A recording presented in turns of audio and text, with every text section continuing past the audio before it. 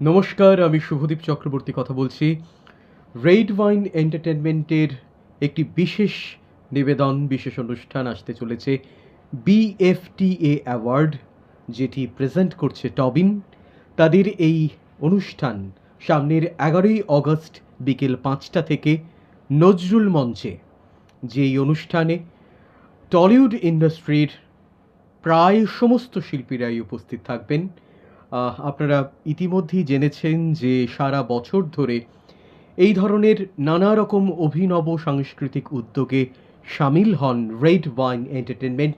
তাদের এই আয়োজনে আপনাদের সব্বাইকে আমন্ত্রণ জানালাম এবং আমাদের সবার শুভেচ্ছা রয়েছে রেড ওয়াইন এন্টারটেনমেন্টের সাথে।